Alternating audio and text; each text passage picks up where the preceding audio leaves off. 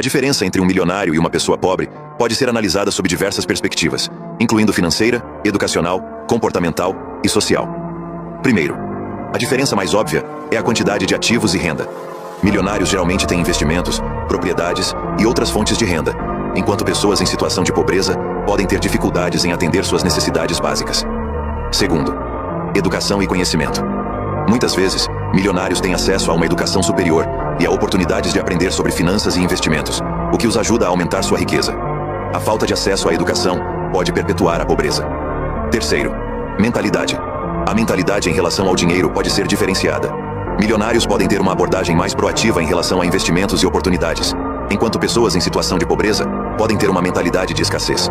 Quarto, rede de contatos. Milionários muitas vezes têm redes de contato que podem ajudá-los a identificar oportunidades de negócio, enquanto aqueles que são pobres podem ter acesso limitado a essas redes, o que pode dificultar o crescimento econômico. Quinto, planejamento financeiro.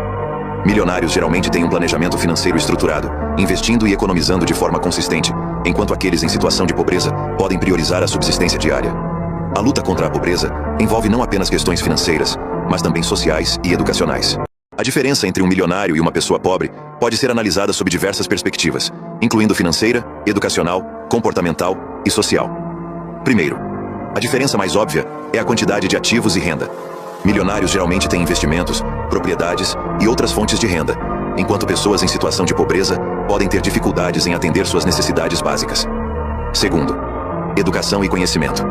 Muitas vezes, milionários têm acesso a uma educação superior e a oportunidades de aprender sobre finanças e investimentos, o que os ajuda a aumentar sua riqueza. A falta de acesso à educação pode perpetuar a pobreza. Terceiro, mentalidade.